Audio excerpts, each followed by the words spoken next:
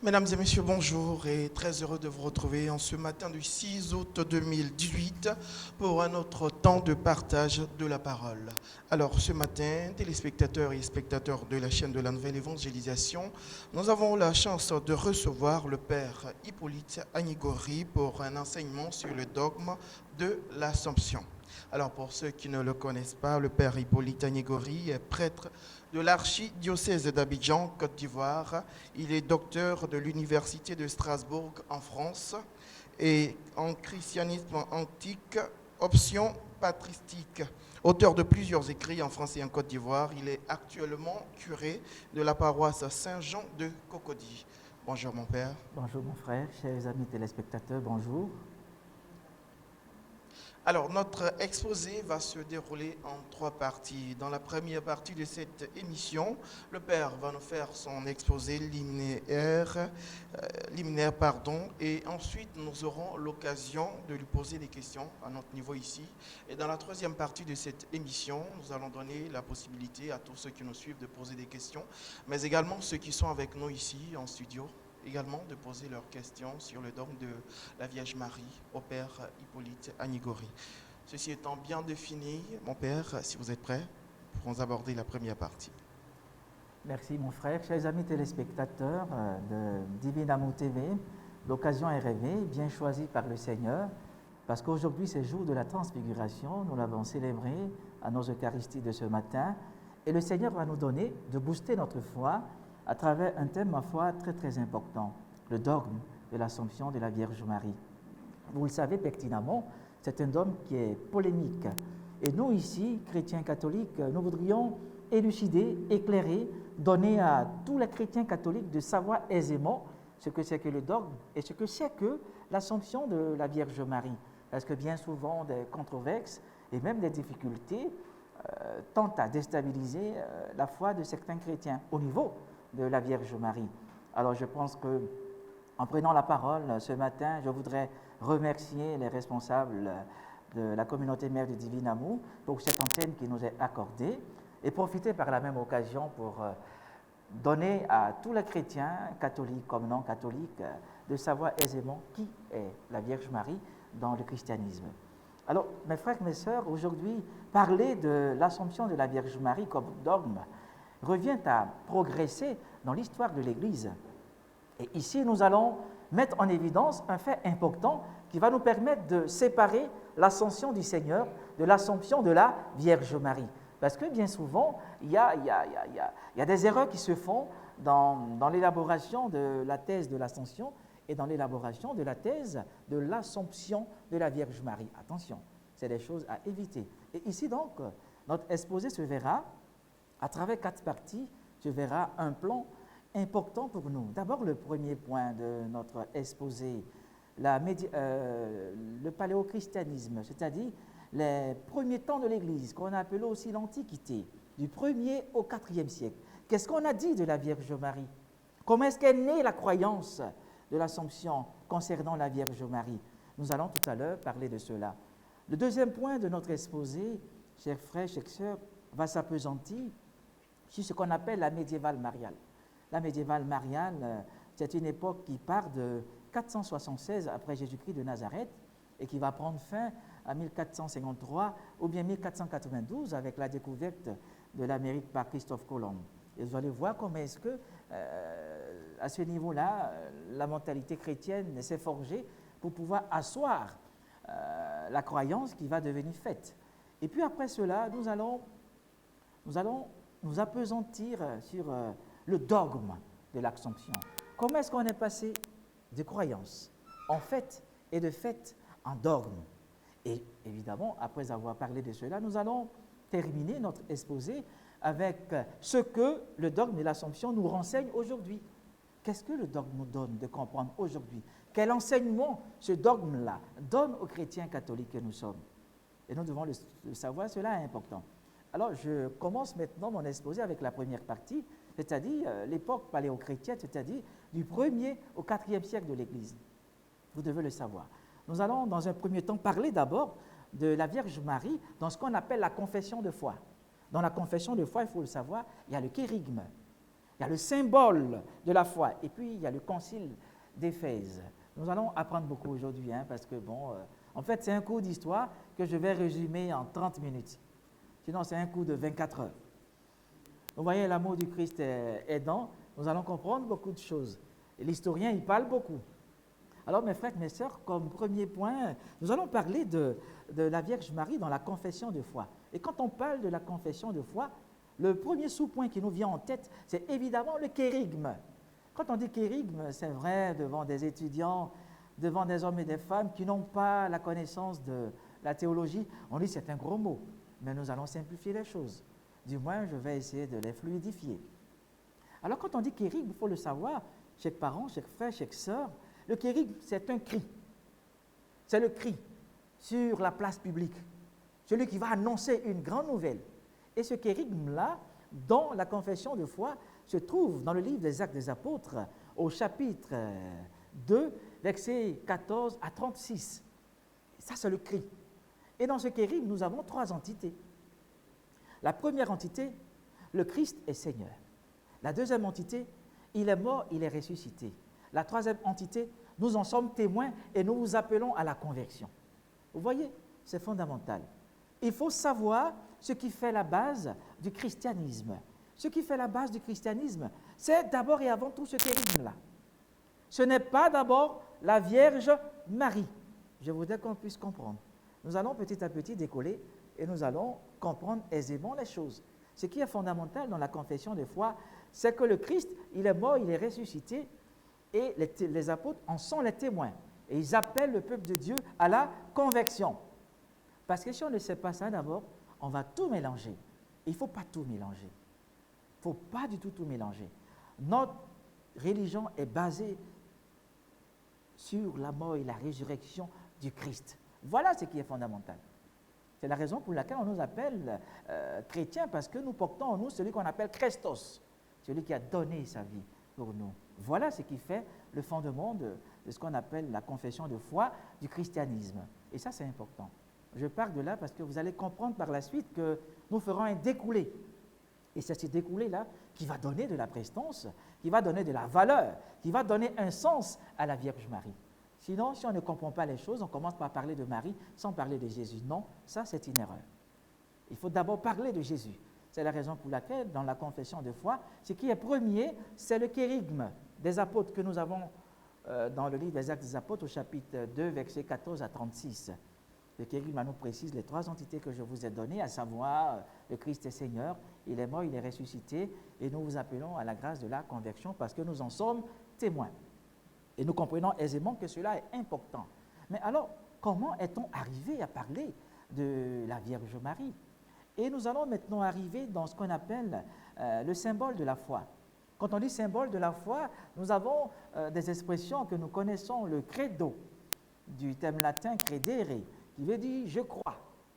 Croire en latin, c'est credo, credere. Alors, dans les symboles de la foi, vous avez 2 symboles que vous connaissez. Et bien souvent, le deuxième symbole, ma foi, il fait un peu rire parce qu'on se rend compte qu'il est long et il est assez complexe pour certains chrétiens, mais il est plus dense. Et d'abord, nous allons parler du premier symbole que nous connaissons tous, qu'on appelle le symbole des apôtres, le credo, le symbole des apôtres. On va se rendre compte qu'à partir du IIIe siècle, l'Église catholique va commencer à mettre par écrit un symbole dit des apôtres, parce que dans la mentalité de l'Antiquité, on mettait même dans la bouche des apôtres, qui sont au nombre de 12, certaines paroles du credo. Donc on a du coup appelé ce symbole-là le symbole des apôtres, comme si chaque apôtre disait quelque chose. Par exemple, Pierre qui dit « je crois en Dieu », et l'autre qui dit « le Père Tout-Puissant ». Et c'est comme ça que petit à petit, les premières mentalités chrétiennes ont dénommé ce credo-là symbole des apôtres que nous connaissons. Il est facile à réciter. Et dans ce credo, on va se rendre compte que très tôt, on commence à parler de Marie. Mais on parle de Marie comme étant vierge.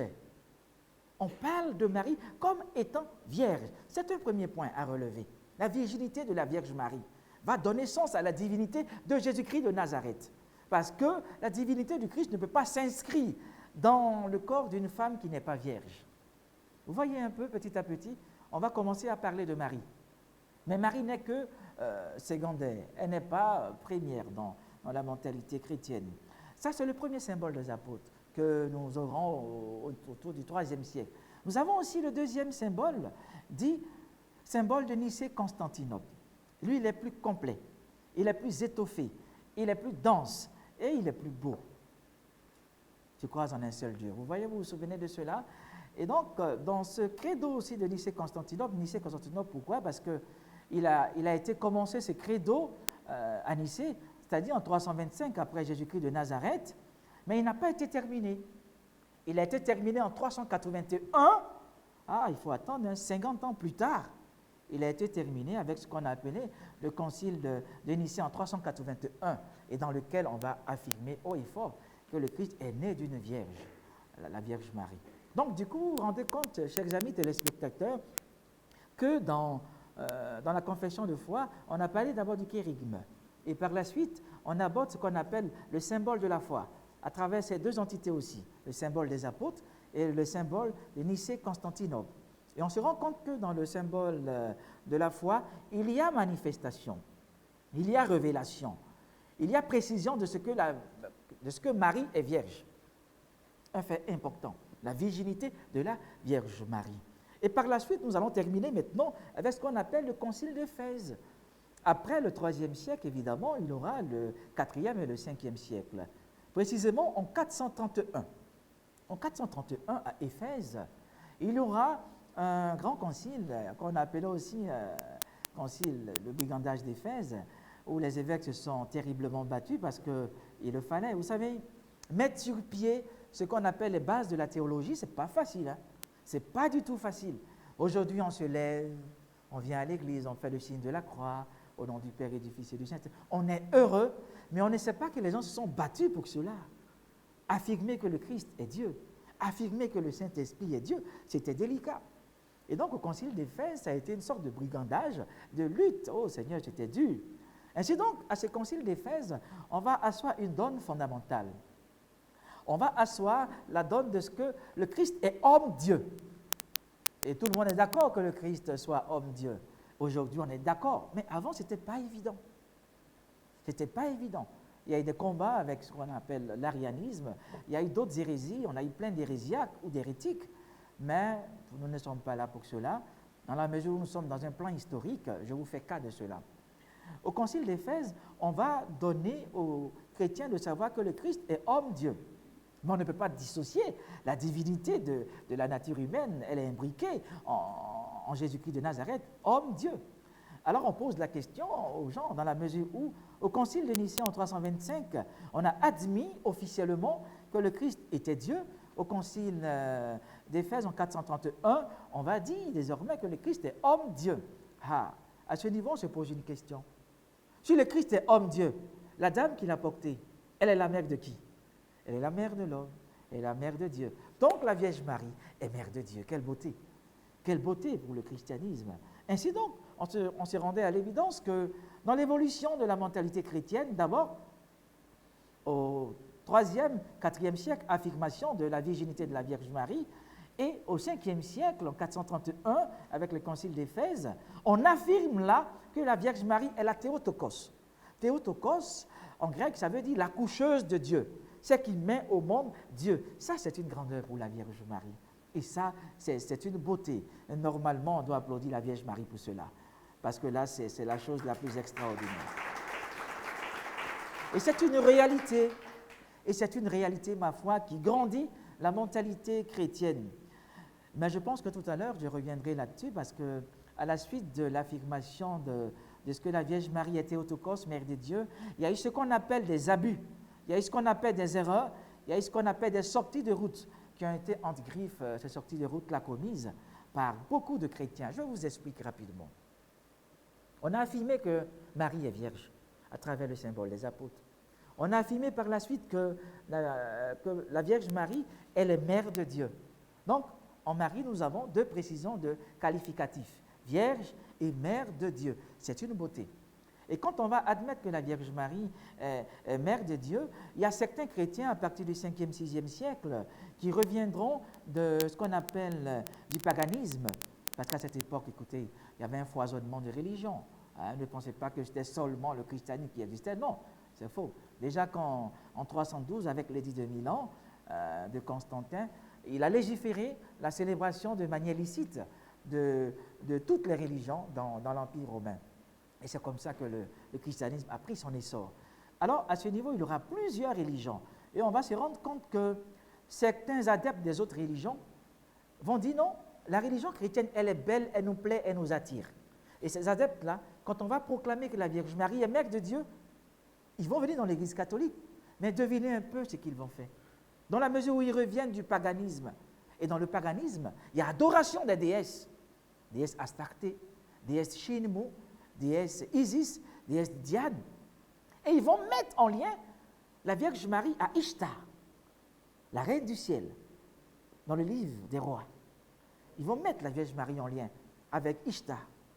Ah, attention, on appelle la Vierge Marie la reine du ciel, n'est-ce pas?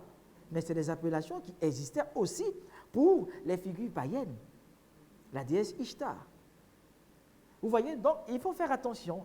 Ainsi donc, ces personnes qui vont revenir là, dans l'Église catholique, elles vont voir en la Vierge Marie, puisqu'elle est mère de Dieu, elles vont voir comme une haute déesse, non pas à vénérer, mais à adorer, avec ce qu'on appelle des collyris. Les collyris, en grec, ça veut dire les gâteaux, les petits pains. Donc, du coup, ils sont tellement fous, Seigneur, qu'ils mettent la Vierge Marie sous des formes de tabourets et lui donnent de petits pains en signe d'adoration. C'est ce qu'on appelait les collyridiens. Les collyridiens, c'est-à-dire ceux qui adorent la Vierge Marie en lui donnant du pain pour manger. Marie mange du pain. C'est une adoration. Il y a avec eux ce qu'on appelle aussi les philo-marianites. Philéo, en grec, ça veut dire aimer, dansement. Marianite dans le sens de la Vierge Marie. Ceux qui aiment la Vierge Marie, mais dans un sens d'adoration, eux aussi vont suivre les collyridiens. Comme on dit qu'elle est vierge et puis elle est mère de Dieu, on va l'adorer. Et ils vont l'adorer. Et c'est comme ça que l'Église au 7e siècle va sévir pour dire non. Dans l'Église catholique, on n'adore pas la Vierge Marie. La Vierge Marie ne reçoit que ce qu'on appelle la doulia. Les personnes de la Trinité reçoivent ce qu'on appelle la latria. Adoration, vous voyez, idolâtrie, adorer les idoles. Latria, ça veut dire adoration. On adore le Père, le Fils et le Saint-Esprit. Mais la Vierge Marie reçoit droit de doulia, c'est-à-dire de vénération. Et elle, dans la mesure où elle est la mère de Dieu, elle reçoit une vénération assez poussée qu'on appelle, dans l'expression catholique, l'hyperdulie, c'est-à-dire une vénération poussée, parce que simplement la Vierge Marie est la mère de Dieu. On ne peut pas la mettre sur le même pied d'égalité que les autres saints, vous aussi. Elle a porté Dieu dans son sein.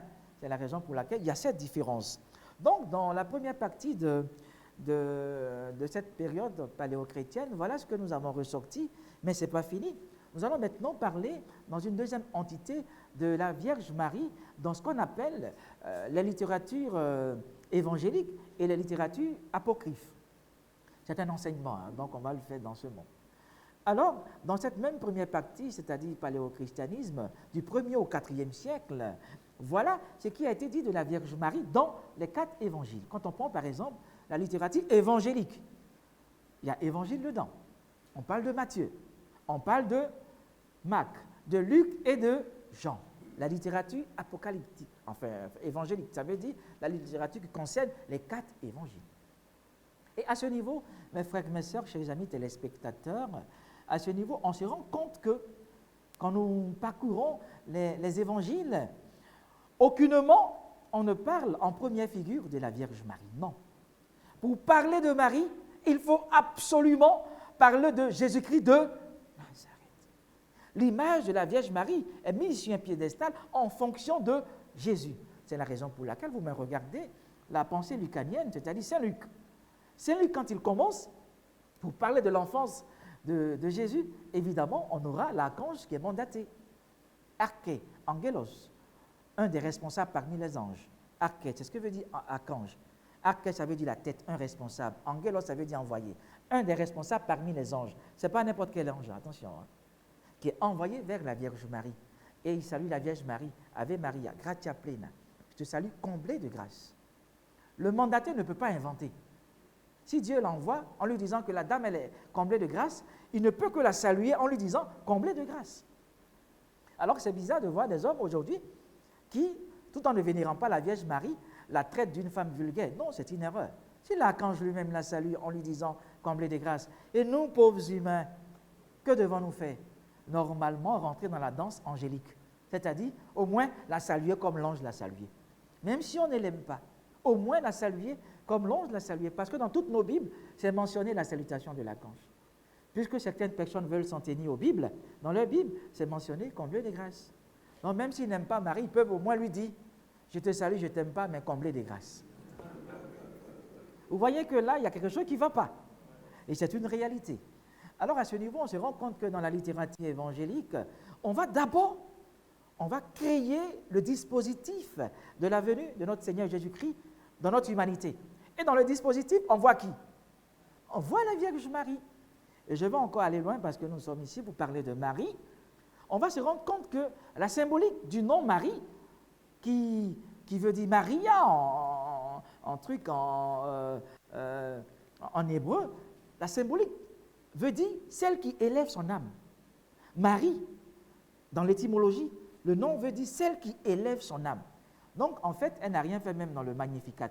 Anima mea Dominum. Mon âme exalte le Seigneur. Elle n'a fait que faire ce que son nom veut dire. Marie veut dire, mon âme exalte le Seigneur. Son nom veut dire ça déjà. Donc, elle n'invente rien. Et donc, à ce niveau, on se rend compte que dans la littérature évangélique, Marie apparaît parce que le Christ doit venir.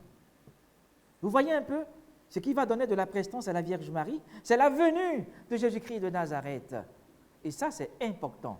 Alors, mes frères, à ce niveau-là, si on voit la Vierge Marie qui dit désormais toutes les générations me diront bienheureuse, parce que simplement elle a porté Dieu, c'est tout.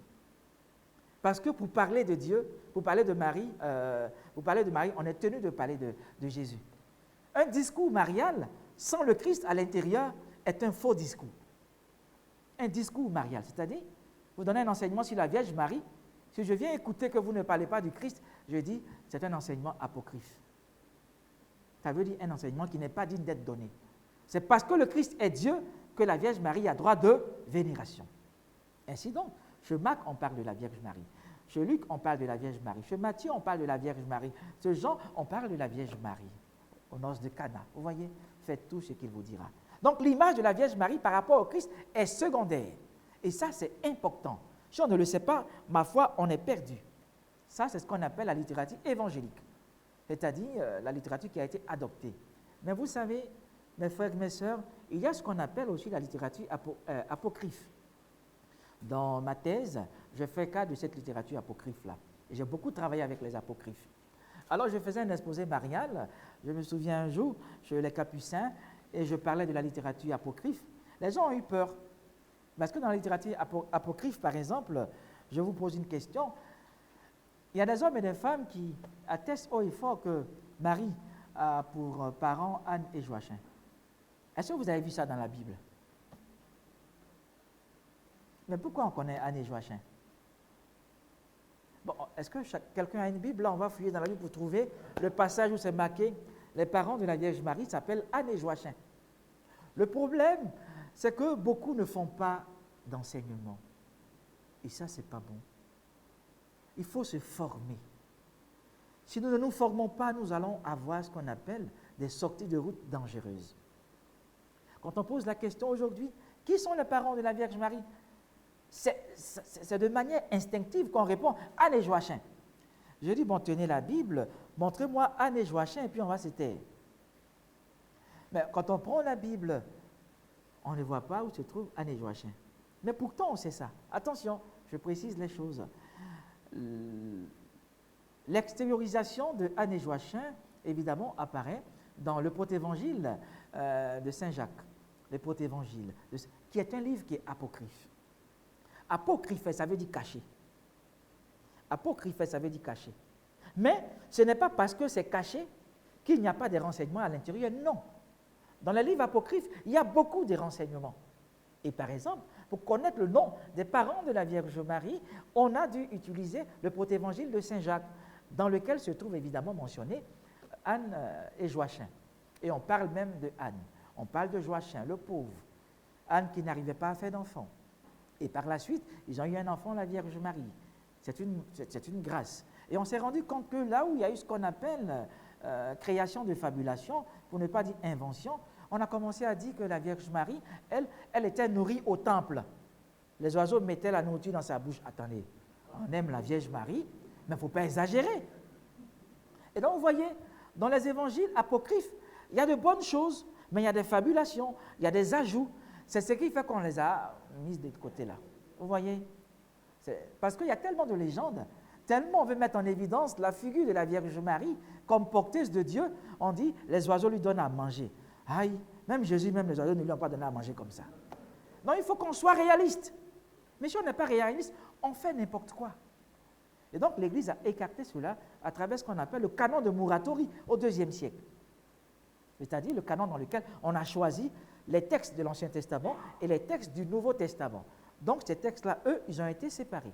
On a le protévangile de Saint Jacques qui nous parle évidemment de la naissance de la Vierge Marie, qui nous parle des parents de la Vierge Marie. Il y a aussi un autre livre apocryphe qui est important, c'est le Transitus Virginis.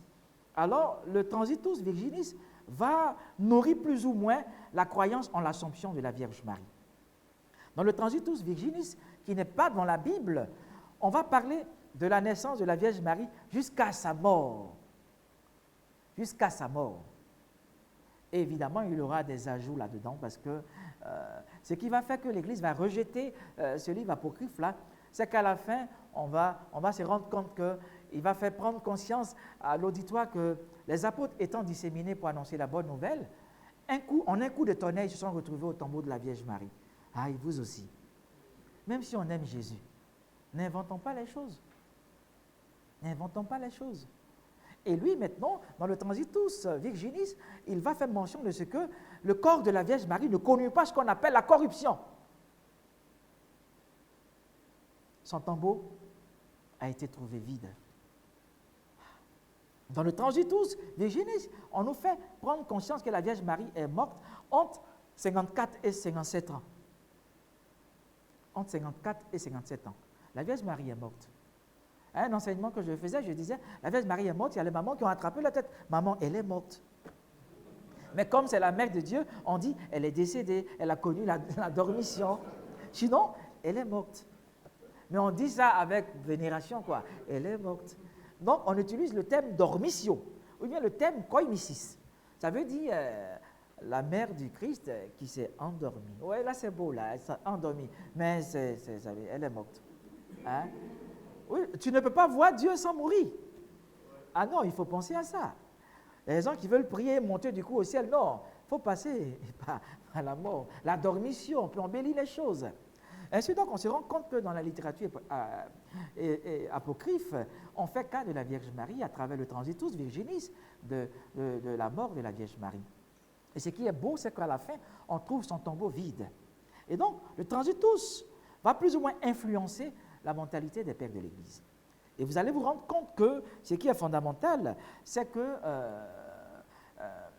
l'Assomption de la Vierge Marie n'est pas mentionnée dans la Bible. Non. Parce que la Bible ne contient pas les écrits apocryphes. Vous voyez, là, cet écrit qui est juste à l'extérieur, dans cet écrit, on parle du tombeau vide de la Vierge Marie. Maintenant, dans la mentalité catholique, n'est pas très portée sur ce qu'on appelle la légifération ou bien la mise en évidence des apocryphes. Non. Nous, ce qui est fondamental pour nous, c'est d'abord et avant tout l'Évangile. L'Évangile. Et cet Évangile a été communiqué par Jésus-Christ à ses apôtres. Et les apôtres, eux aussi, ont communiqué à leurs disciples qu'on appelle les pères de l'Église. C'est la raison pour laquelle ces pères de l'Église sont les garants de la tradition. Alors, attention, l'idée de l'Assomption de la Vierge Marie va naître dans la tradition et non dans la Bible. Et la tradition, c'est quoi? La tradition, c'est la révélation continue de l'Évangile de Jésus à son Église par le biais du Saint-Esprit. Et dans cette tradition, nous avons 3 entités. Ça, c'est un coup de 24 heures normalement. Nous avons 3 entités. Nous avons l'entité source, c'est-à-dire, ça vient de qui? Ça vient de Jésus. Il communique l'Évangile à ses apôtres. Apôtres veut dire ceux qui sont mandatés et ayant le même pouvoir. C'est beau ça. Et les apôtres vont communiquer l'évangile à leurs disciples, qu'on appelle les pères de l'Église. Et les premiers pères de l'Église, on les a appelés les pères apostoliques, c'est-à-dire les pères qui ont vécu et qui ont connu les disciples de Jésus, ou les pères qui ont vécu de l'esprit des apôtres du Christ. Ça, c'est beau. C'est ce qu'on a appelé les pères apostoliques. Ainsi donc, du 1er au 4e siècle, il y aura certains pères, et du 4e siècle au 8e siècle, il y aura aussi d'autres pères. Donc, du 1er au 8e siècle, on aura beaucoup de pères de l'Église. Et c'est eux maintenant qui vont garder le dépôt de la foi. Et c'est eux, parmi ces pères de l'Église-là, qu'il y aura beaucoup qui parleront de la Vierge Marie. Saint Ignace d'Antioche, il va parler de la Vierge Marie à partir du 2e siècle, comme étant vierge. Saint Irénée de Lyon, il va parler de la grâce de la Vierge Marie à la fin du 2e siècle. Nous aurons Modeste de Jérusalem, qui va parler de l'incorruptibilité du corps de la Vierge Marie. Le corps de la Vierge Marie ne pouvait pas connaître ce qu'on appelle la corruption des vers dans le tombeau, non. Nous aurons par exemple Éphrem de Nisible, qui lui, à partir du 4e siècle, c'est un grand père de l'Église qui va être le chantre de l'Assomption. C'est lui qui va donner un coup de pouce à l'Assomption de la Vierge Marie dans ce qu'on appelle le style de la croyance populaire. Il va écrire des livres concernant l'élévation de la Vierge Marie. Et même, il fera beaucoup de chants à cette époque-là. Ainsi donc, on va se rendre compte que ces pères de l'Église-là, qui sont garants de la tradition de l'Église, eux vont beaucoup parler de l'Assomption de la Vierge Marie. Et c'est eux qui vont influencer la croyance. Et justement, si eux qui sont garants de la tradition, ils influencent la tradition, ça nous arrange. Et nous, on est contents. Saint Augustin aussi qui parlera de ce que la Vierge Marie avait un corps qui ne pouvait pas connaître, ce qu'on appelle la déchéance du tombeau. Non. Pourquoi? Parce que le tombeau de la Vierge Marie a été trouvé vide. Ainsi donc, mes frères, vous comprenez aisément que les pères de l'Église sont fondamentales. Entre griffes, la conception des pères de l'Église. La patrologie est fondamentale. Et nous atteignons, mes frères et mes sœurs, ce qu'on appelle la deuxième partie de notre exposé. C'est ce qu'on appelle l'époque médiévale, qui partira de 476 à 1453 ou bien 1492. C'est des repères historiques parce que c'est important pour nous. Hein. Les pères de l'Église sont fondamentaux pour nous, mais ces pères de l'Église vont nous donner de comprendre des choses. Tout à l'heure, je vous ai fait prendre conscience que lorsque nous sommes entrés dans l'époque médiévale au 5e au 6e siècle, il y a eu ce qu'on appelle des abus, parce que les gens n'avaient pas compris. Avec Éphrem de Nisible, dans la mesure où on va commencer à parler de l'Assomption de la Vierge Marie, à partir du 6e siècle, précisément en 602, on va se rendre compte que dans la partie orientale de l'Empire romain, c'est-à-dire au niveau de Constantinople, il y aura un empereur byzantin qu'on va appeler Maurice. Maurice, lui, se saisissant de ce que les pères de l'Église ont fait, il va choisir une date, la date du 15 août, et à cette date-là, il va mettre la célébration de la mort et de la montée de la Vierge Marie au ciel, à travers l'expression qu'on donne, dormitio, pour embellir les choses, ou bien koimisis en grec. Alors, en Orient, c'est la partie orientale de l'Empire romain, en Orient, déjà au 6e, 7e siècle, on célèbre ce qu'on appelle la dormitio de la Vierge Marie ou bien la koimisis de la Vierge Marie. Ça veut dire la mort et la montée de la Vierge Marie au ciel. La mort et la montée de la Vierge Marie au ciel. Et on célèbre cela le 15 août. Alors, bien souvent, pour rire, je pose des questions aux gens, mais pourquoi est-ce qu'on a choisi 15 août? Je vois des gens qui dansent, qui, dans tous les sens, Yanni Marie, Kanvodumao. Mais pourquoi le 15 août? Ah, c'est une question qui fait réfléchir. Justement, il faut pouvoir comprendre ce pourquoi on célèbre cette solennité-là le 15 août. Quand c'est comme ça, vous êtes à l'abri de plein de questions. Au contraire, même, vous cherchez des questions pour répondre, parce que vous avez été formé. Alors, le 15 août obéit à quelque chose dans la mentalité orientale, c'est-à-dire vers Jérusalem, vers Constantin. Le 15 août obéit à quelque chose. Le 15 août, dans le calendrier de l'Orient, le 15 août avait une signification importante. Le calendrier liturgique des Orientaux commençait le 1er septembre, avec la naissance de la Vierge Marie. Et le calendrier prenait fin le 15 septembre, avec la mort et la montée de la Vierge Marie au ciel. C'est la raison pour laquelle l'empereur Maurice, en 602, a choisi la date du 15 août pour célébrer ce qu'on appelle la croyance, ou la fête de l'Assomption, non, pas la fête de l'Assomption, la fête de la Dormitio, ou la fête de la Koimisis. Nous sommes en histoire, je vais préciser les choses, pas mélanger. Il a choisi en 602 de choisir le 15 août. Pourquoi? Parce qu'il voulait célébrer la Koimisis ou bien la Dormitio de la Vierge Marie, qui signifie à cette époque, qui signifie la mort et la montée de la Vierge Marie au ciel. Alors il y a problème. Il y a problème pourquoi? Parce que quand on dit mort et montée, on a l'impression que la Vierge Marie est une divinité. On a l'impression que la Vierge Marie est une divinité. Cette fête qui a été choisie pour le 15 a été portée dans la partie occidentale de l'Empire romain par un autre pape. Alors, en 813, avec ce qu'on appelle le concile de Mayence, c'est en Allemagne. Vous voyez, l'Allemagne, c'est différent de Byzance, de Constantinople, c'est la partie occidentale. Nous, par exemple, nous sommes issus de l'Église catholique de rite latin, c'est-à-dire la partie occidentale, avec pour capitale Rome. Donc, nous sommes dans le style romain. Ainsi donc, à cette époque, il y avait un problème au niveau de l'Occident. Pourquoi est-ce que l'Occident a mis ce retard? L'Occident a mis ce retard parce qu'en 476, il y avait ce qu'on appelle l'invasion des barbares. Les barbares sont arrivés en Occident, à Rome, et ont tout déstabilisé. Ainsi donc, l'Orient avait pris ce qu'on appelle de l'ascendance sur l'Occident. Et à ce niveau-là, on va se rendre compte qu'avec l'appellation Dormitio, les Occidentaux, eux, ne seront pas d'accord. Non, ils ne seront pas d'accord. Parce qu'ils vont dire, dans le thème Dormitio, il y a un problème. On dit c'est la mort et la montée de la Vierge Marie au ciel. Mais on a l'impression qu'il y a une sorte de divinisation de la Vierge Marie. Alors, qu'est-ce que les Occidentaux vont faire? Au concile de Mayence, qui se trouve en Allemagne, ils vont repréciser un autre thème. Que d'utiliser le thème Dormitio ou bien Koimisis, ils vont utiliser en latin le thème assumere. Assumere. Ça, il ne faut jamais oublier ce thème-là. Assumere. Qui veut dire porter. Monter en se faisant aider comme un impotent. Un malade qu'on porte. Et vous allez comprendre pourquoi est-ce qu'il dit ça. La Vierge Marie ne peut pas monter d'elle-même au ciel. Non. Sinon, elle est Dieu. La Vierge Marie est morte et elle est portée au ciel par les anges. Sinon, si elle monte seule, il y a problème. Je ne sais pas si vous comprenez. Par exemple, en Orient, ils disent c'est la Dormitio ou la Koimisis, c'est-à-dire la mort et la montée de la Vierge Marie. Tandis qu'en Occident, ils disent non, on n'est pas d'accord. Nous, on choisit un autre thème. C'est le thème assumere, c'est-à-dire porter, monter en se faisant aider comme un impotent. Quelqu'un qui ne peut pas marcher, on l'aide à prendre les marches. Donc la Vierge Marie va se faire aider par les anges jusqu'au ciel.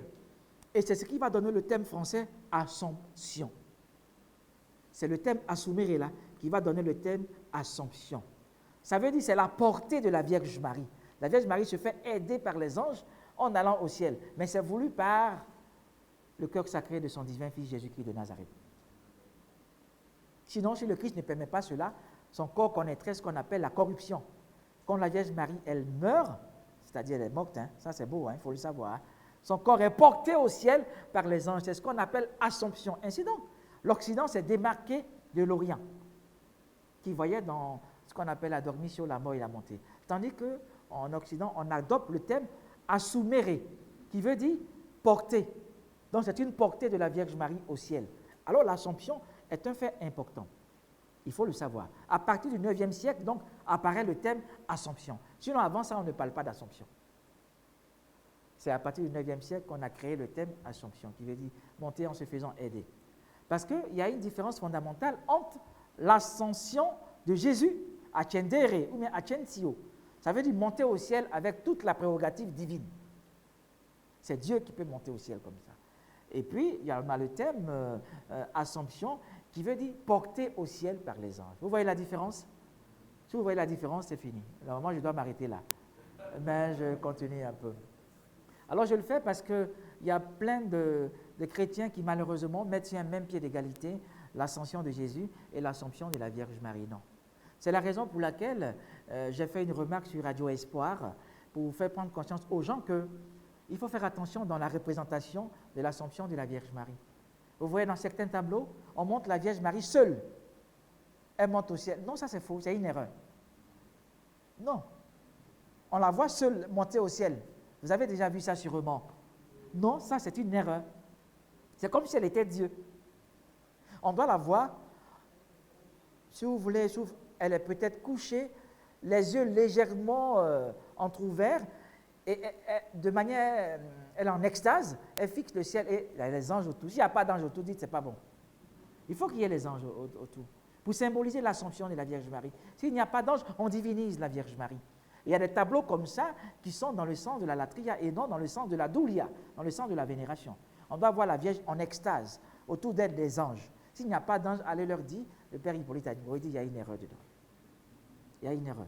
On divinise la Vierge Marie. Non, ça c'est pas bon. Alors mes frères, mes sœurs, après avoir trouvé le thème Assomption au IXe siècle, nous allons maintenant nous poser la question de savoir comment est-on arrivé à parler de dogme. Et là, c'est la troisième partie de notre exposé.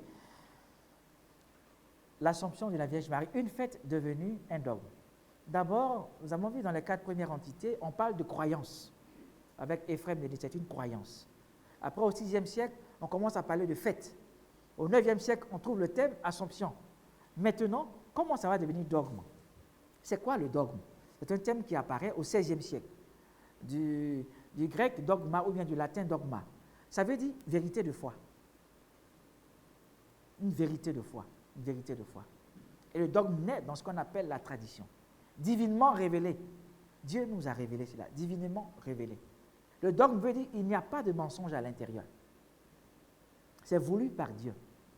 C'est la raison pour laquelle, avant de proclamer le dogme de l'Assomption, on va d'abord proclamer le dogme de l'Immaculée Conception. Et ce dogme de l'Immaculée Conception, vous vous souvenez un peu de l'histoire de Bernadette Soubirous, avec le prêtre véreux qui n'était pas d'accord avec elle.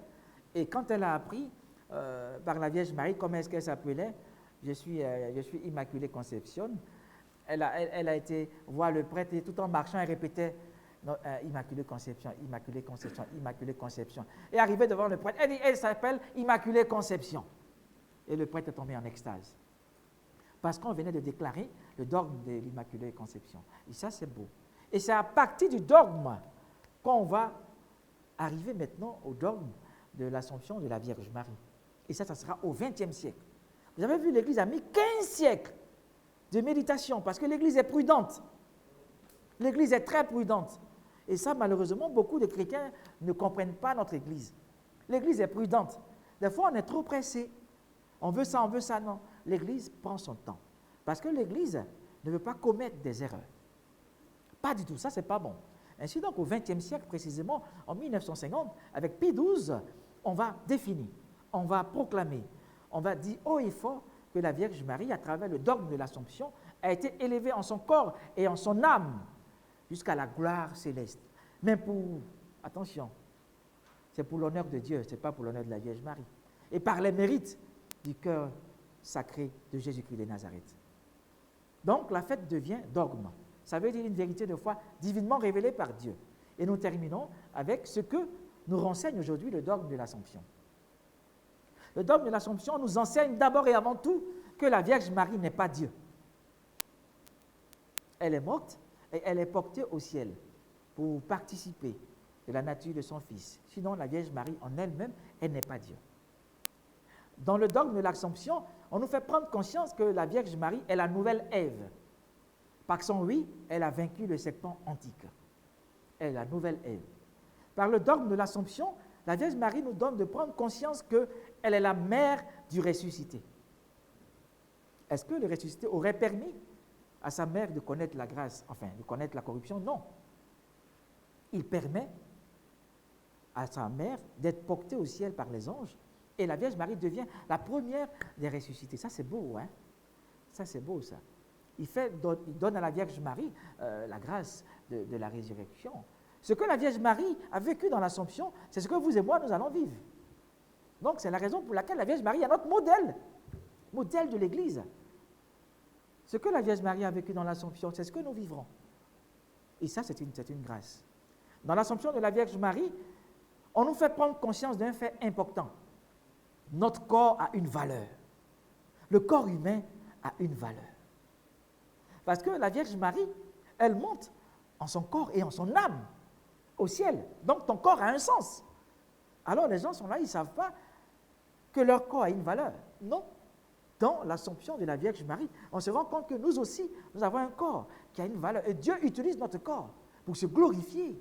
C'est la raison pour laquelle il faut le savoir, notre corps est le temple du Saint-Esprit. Il faut faire attention avec ce corps.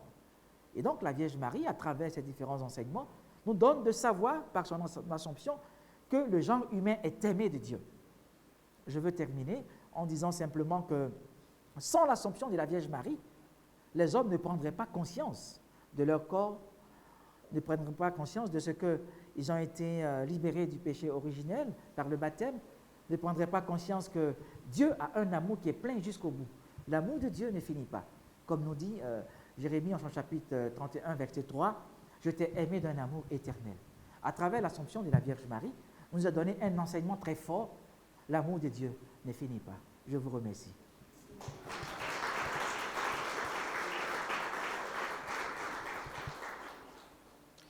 Merci à vous aussi, mon Père. Merci pour votre brillant exposé. Nous allons maintenant aborder la deuxième partie de notre émission, c'est-à-dire la phase où nous allons poser à nous, notre niveau, des questions au Père. Alors, je vais profiter également pour dire à tout notre public, vous pouvez également, tout à l'heure, vous pourrez poser vos questions au Père. Nous vous donnons donc le temps que nous puissions poser les nôtres, prendre ce temps-là pour rédiger vos questions. Alors, mon Père, nous allons encore vous dire merci. Merci pour votre exposé.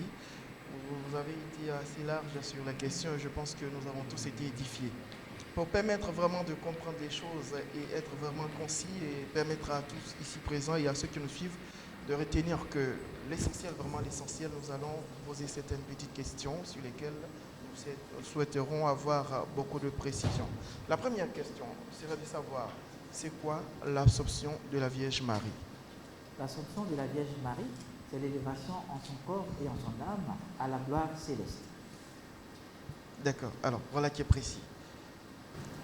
Alors, l'autre question serait de savoir, merci, je profite également pour dire merci pour ce retour. Comment on est arrivé à parler de la figure de la Vierge Marie dans l'Antiquité? On est arrivé à parler de la figure de la Vierge Marie dans l'Antiquité par rapport à Jésus-Christ de Nazareth. Sans le Christ, on ne parlerait jamais de la Vierge Marie.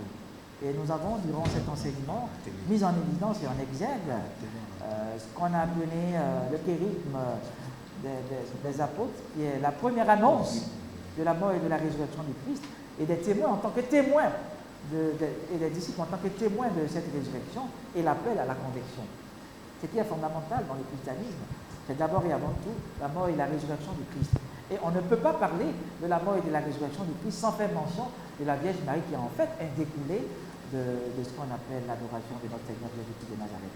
En adorant le Christ, nous vénérons la Vierge Marie absolument. D'accord, merci mon Père. Alors, dans cette même Antiquité-là, comment est née l'idée de l'Assomption de la Vierge Marie, puisque cela ne figure pas dans les écrits bibliques? Comme je l'ai dit tout à l'heure, c'est à travers ce qu'on a appelé la tradition. La tradition, c'est l'annonce, la révélation de manière continue de l'Évangile par le Christ, évidemment, à son Église, par ce qu'on appelle la grâce du Saint-Esprit. Et vous savez déjà, quand vous allez prendre le 1er et le 2e siècle, on n'avait pas encore de Nouveau Testament. On n'avait pas encore de Nouveau Testament. Nous encore, on a la joie, on a nos Bibles, on se balade, on est content. Mais attention, 1er siècle, 2e siècle, il n'y avait pas de Bible comme ça. Il y avait ce qu'on appelait les papyri, les papyrus. Donc, évidemment, il y avait un foisonnement d'écrits.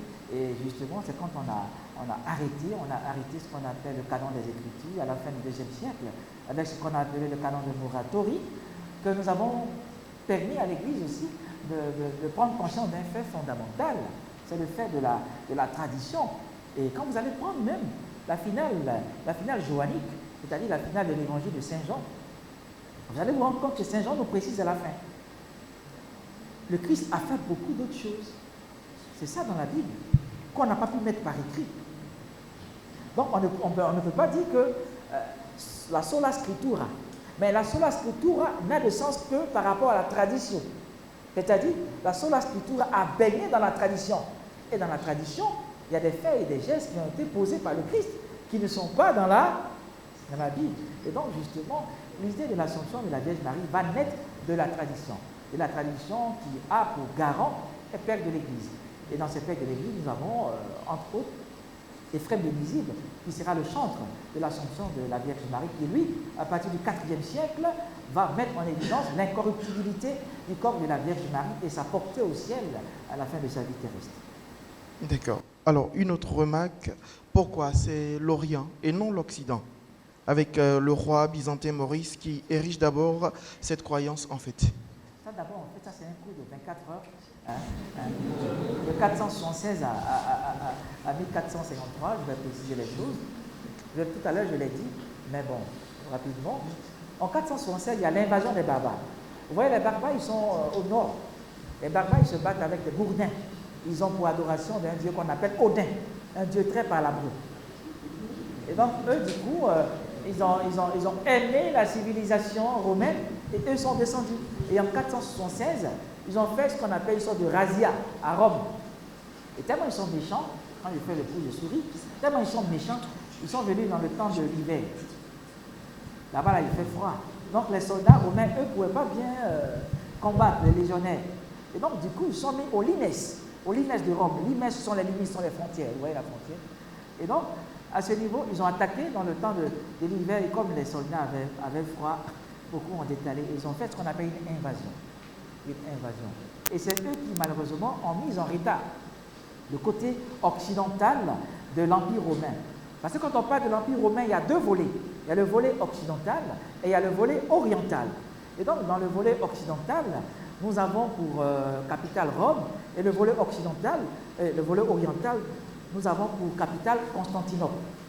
Ainsi donc, de 476 à 1453, il y aura ce qu'on appelle, si vous voulez, la mise en évidence de l'Empire romain, enfin d'Orient, parce qu'eux, ils n'ont pas commis d'invasion. Donc c'est la raison pour laquelle ils vont proliférer. Ils vont proliférer. C'est la raison pour laquelle que dans la matière théologique, à partir de 602, nous allons voir avec l'empereur byzantin Maurice l'énoncé de la koimisis ou bien l'énoncé de la dormitio de la Vierge Marie, parce qu'eux, ils n'ont pas de problème. Tandis que l'Occident est en train de se débattre là-bas avec les barbares. Il faut repousser les barbares qui combattent terriblement.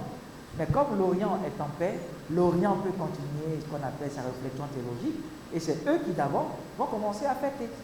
L'Occident a des problèmes, il ne peut pas fêter. L'Orient, il n'a pas de souci, il peut fêter. C'est la capitale, Constantinople, sera prise par les Ottomans turcs en 1453. Et c'est à ce niveau-là qu'eux aussi vont s'en venir. Mais entre-temps, de 476 à 1463, 1453, on a ce qu'on appelle l'émergence du côté oriental. C'est la raison pour laquelle très tôt, au VIe siècle, on va voir émerger la fête de la dormitio ou de la koimisis, sans encore parler de l'Assomption chez eux, parce qu'eux, ils n'ont pas de problème.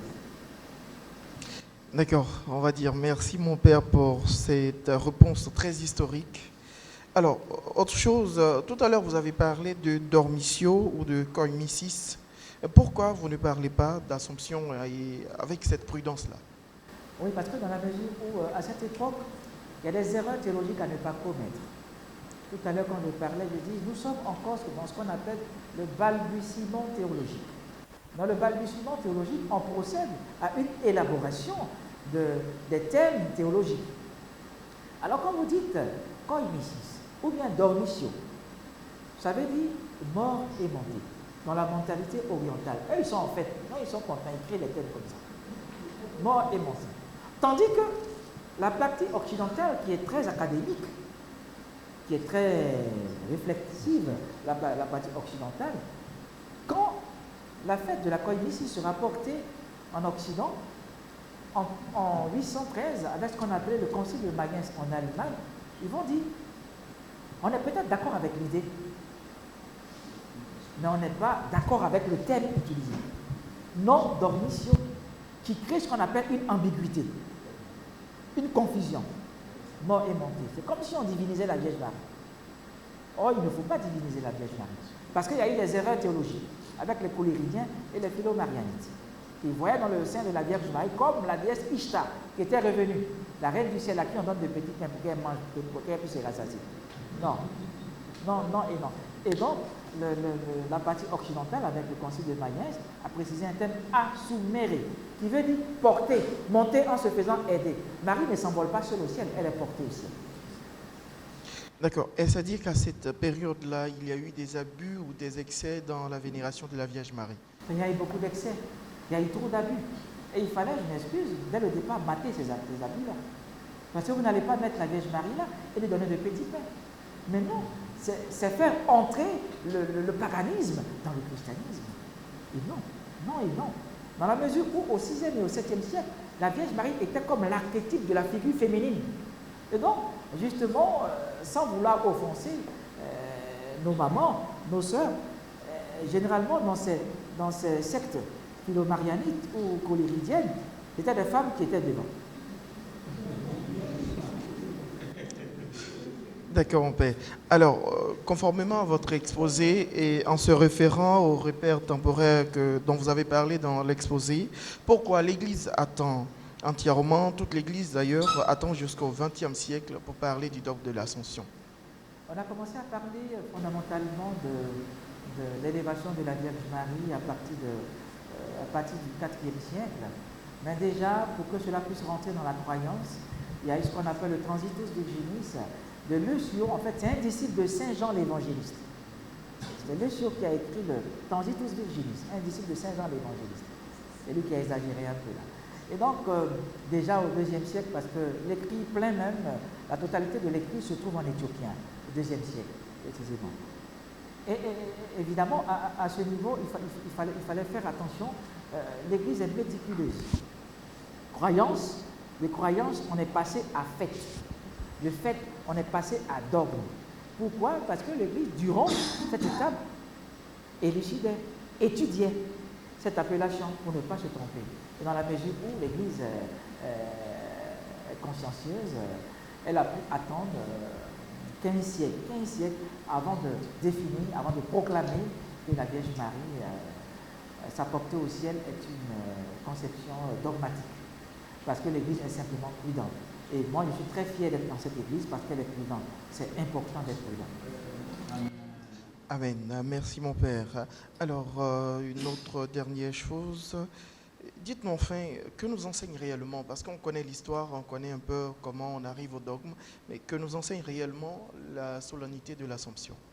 Je pense que comme je l'ai dit en terminant cet exposé marial assez dense, je l'ai dit, la Vierge Marie nous fait prendre conscience, nous qui sommes là, que notre corps a un sens. Elle nous fait prendre conscience à travers son Assomption qu'elle est la mère de Dieu, elle est la nouvelle Ève. La mère de Dieu, son corps peut pas connaître la corruption. Non, son corps a porté Dieu. Cet Augustin était offusqué. Non, le corps de la Vierge Marie qui a porté Dieu ne peut pas connaître la corruption. Non. Et la chose la plus importante, bon, j'avais peut-être pas voulu dire ça ici, mais ça me revient. Il y a le premier instigateur du protestantisme qu'on appelle Luther, Martin Luther. Martin Luther, c'était un moine augustin. Je ne vais pas être pour lui que c'est l'histoire. C'était un moine augustin et lui, il était professeur d'écriture sainte. Et c'est lui qui vénérait fortement la Vierge Marie. Il est moine, un moine augustin. Il vénérait fortement la Vierge Marie. Il a dit, le Christ ne peut pas atterrir dans un corps qui est pécheur. Non. Non. Parce qu'il a fait l'éloge de l'Assomption de la Vierge Marie. Martin Luther, qui est à la base du protestantisme, lui-même dit, le Christ ne peut pas atterrir dans un corps qui est pécheur. Donc pour lui, il dit non, le corps de la Vierge Marie est un corps qui est saint depuis longtemps. Luther. Il faut faire des enseignements, c'est important. Il faut étudier, c'est important. Sinon, on mélange tout. Merci, mon père. Il faut faire des enseignements, nous sommes d'accord et nous avons énormément appris avec vous. Je crois que l'assistance aussi a eu le temps de prendre des notes. Sûrement, des personnes ont des questions dans l'Assemblée, voudraient en savoir un peu plus sur l'exposé du père. Nous allons donner l'occasion à ces personnes-là de poser des questions. Juste le temps pour la technique d'organiser cela. On va partir pour une petite pause publicitaire et nous revenons. De retour sur la chaîne de la Nouvelle Évangélisation pour la troisième et dernière partie de notre émission. Nous vous donnons à présent l'occasion à tous ceux qui nous suivent ici dans l'assistance de poser des questions au Père. Et nous allons partir pour notre première série de questions. Nous avons le frère Yao Bernard qui souhaiterait poser une question au Père. Merci mon Père. Alors, ma question est à deux volets. Premièrement, je voudrais savoir comment faire comprendre à nos frères protestants cette vérité du dogme de la Vierge Marie. Et deuxièmement, je ne sais pas si j'ai bien suivi, mais je veux comprendre quelque chose. Vous avez dit que la notion de la Vierge Marie vient d'une tradition de l'Église. Et cette tradition qui a pour source une révélation, qui est une vérité. Alors, pourquoi, au niveau de l'Église, la partie orientale, qui est dans la révélation, va parler de montée, qui a été une erreur qui, je crois bien, a été rectifiée par la partie occidentale qui va parler de porter vers le ciel. Je vous remercie. Merci, frère Yao Bernard, mon père. Voilà. Alors, merci mon frère pour la question. D'abord, la première question, vous savez, la mentalité protestante qui apparaît au XVIe siècle, précisément en 1521, donne du fil à retordre à la mentalité catholique, dans la mesure où on ne partage plus les mêmes obédiences. C'est difficile. Dans l'élaboration de la pensée protestante, il y a précision de ce qu'on appelle la sola scriptura. La sola scriptura, c'est la Bible. Rien que ma Bible. Tout ce qui n'est pas dit à l'intérieur de la Bible, c'est comme si ça n'existe pas. Et je vous ai fait tout à l'heure cas de ce que, à la fin de l'évangile joannique, c'est-à-dire à la fin de l'évangile de Saint Jean, c'est précisé que le Christ a fait beaucoup d'autres choses qui ne sont pas écrites là. Est-ce que ça dit que ça n'existe pas? Vous comprenez? Tant qu'on a une Bible, déjà on se pose la question. Voilà. Donc là, il y a déjà un problème. Dans le deuxième volet, on a fait prendre conscience aux gens déjà qu'au IIe siècle, il y avait ce qu'on appelle un foisonnement d'écrits. Il faut maintenant faire un arrêté canonique. Un arrêté canonique des textes qu'on devra porter à l'attention de tous les chrétiens. Et donc, nous avons pu enlever tout ce qui n'est pas canonique, qu'on a appelé apocryphe. La chose la plus importante dans la mentalité catholique, comme le dit aussi le document conciliaire des Verbum, c'est qu'on ne peut aucunement procéder à une interprétation des choses religieuses sans faire mention de la tradition et sans faire mention de la Bible. L'erreur, c'est quoi? L'erreur, c'est qu'on veuille comprendre la Bible sans la tradition. Et aujourd'hui, c'est le problème qu'il y a, c'est la polémique qu'il y a entre la partie protestante et la partie catholique. La partie protestante n'est pas dans la compréhension de la tradition. Elle s'arrête seulement à la sola scriptura, seulement la Bible. Ce qui n'a pas été mentionné dans la Bible, on rejette ça. Alors comment faire comprendre à un protestant qui lui ne partage pas aussi la conception que nous avons? Comment faire comprendre cela à un protestant? Dans la mesure où pour lui, il ne parle pas de révélation continue de l'évangile du Christ à son Église, par le biais du Saint-Esprit, non. Le protestant s'arrête seulement à la Bible. Dans la Bible, tu t'arrêtes seulement à la Bible, mais tu ne verras pas d'autre chose. Tu ne sauras pas que cette Bible elle-même a baigné dans une tradition. Cette tradition a porté la Bible. C'est la raison pour laquelle tout à l'heure, quand je parlais, je vous ai fait cas de ce que la source de la tradition, c'est qui? C'est Jésus. Et cette source-là va donner l'évangile aux apôtres. Et les apôtres vont communiquer cet évangile à leurs disciples, qu'on appelait les pères apostoliques, c'est-à-dire les pères qui ont connu les disciples ou qui vivent de l'esprit des disciples. Eux aussi, ils auront leurs disciples. On ne peut pas dire que la tradition à ce niveau est interrompue, non. Elle est ininterrompue. Et justement, la foi protestante n'est pas dans cette conception des choses. Tandis que la foi catholique reconnaît que les pères de l'Église sont les garants de cette tradition. D'où le respect des pères de l'Église. Et c'est évidemment dans l'entrée de la conception des pères de l'Église que nous pourrons comprendre aisément ce que c'est que l'Assomption. L'Assomption va naître dans la pensée des pères de l'Église.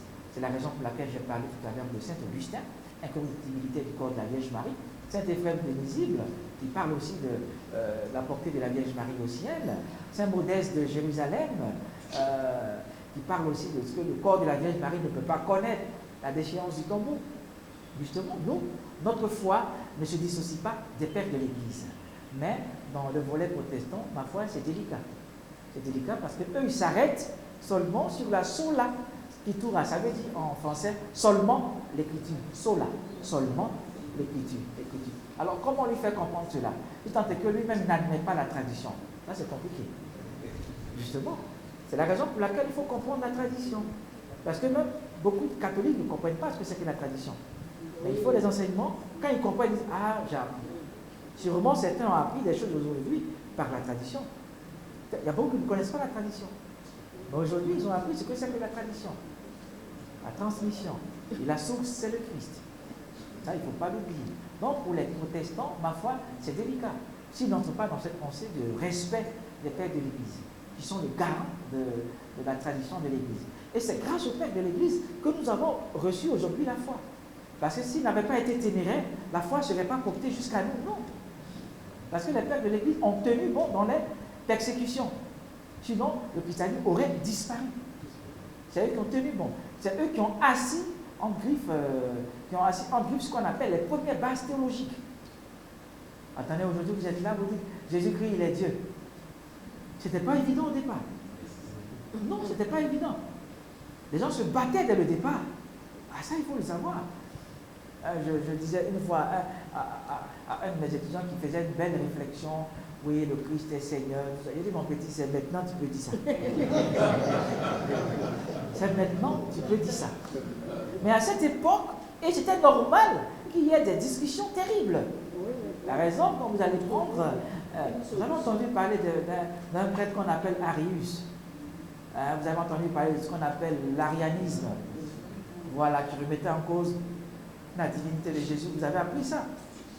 Mais à cette époque, il fallait lutter, il fallait se battre un peu pour pouvoir créer ce qu'on appelle un jargon théologique. Mais ce n'était pas facile.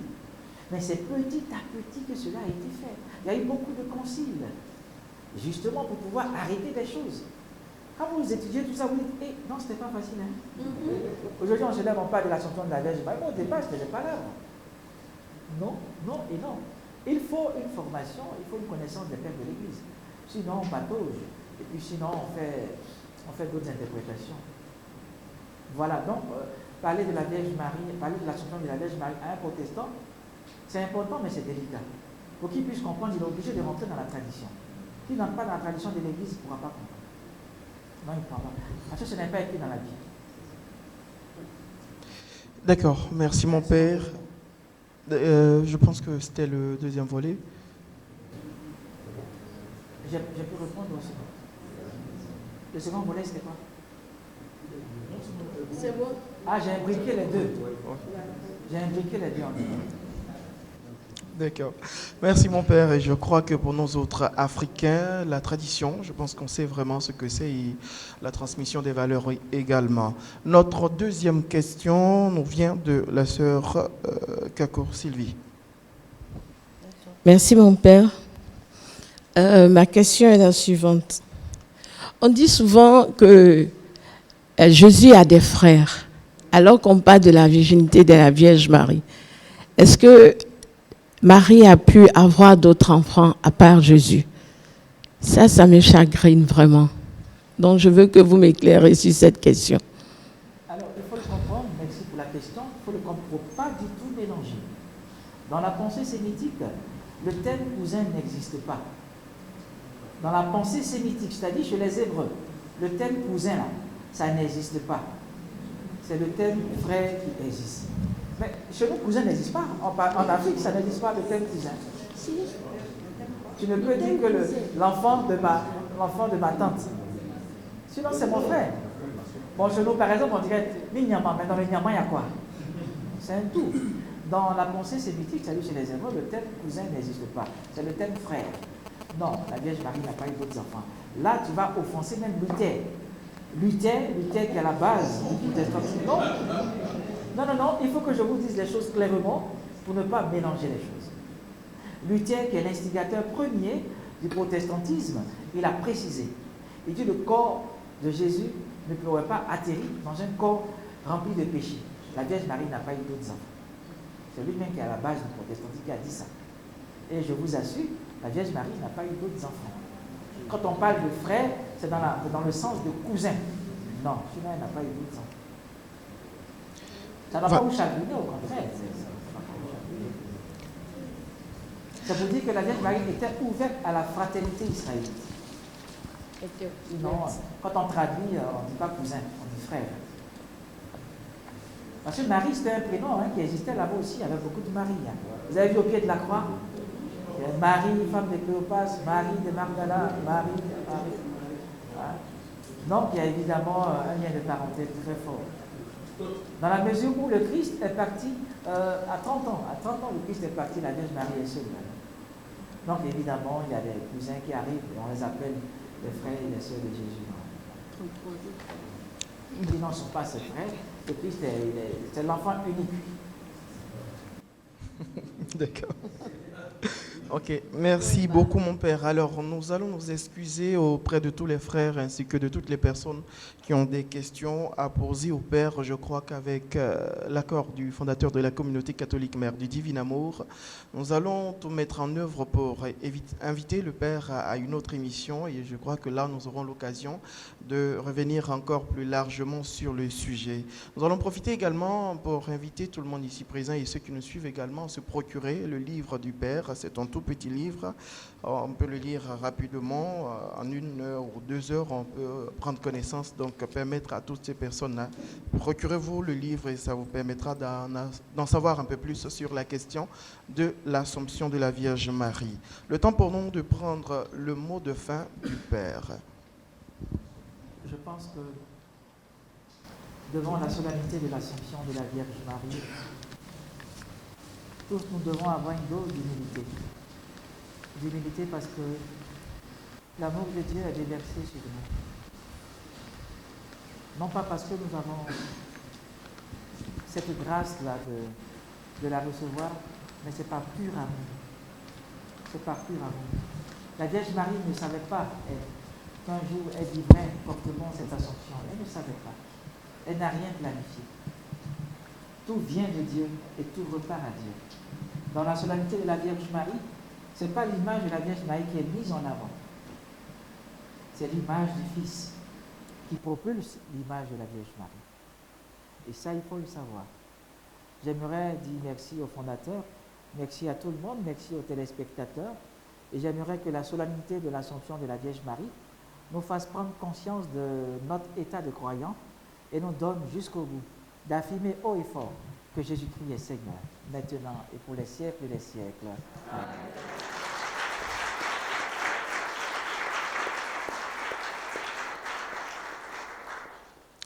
Amen. Merci mon Père. Je rappelle que nous étions en direct sur la chaîne de la Nouvelle Évangélisation avec le Père, juste pour moi le temps de retrouver le nom, voilà, le Père Hippolyte Agnigori qui nous a donné un très bel enseignement sur le thème du dogme de l'Assomption de la Vierge Marie. Merci à toutes et à tous de nous avoir suivis. Merci à tous également d'être venus en ce jour du 6 août 2018. Nous restons connectés sur la chaîne de la Nouvelle Évangélisation.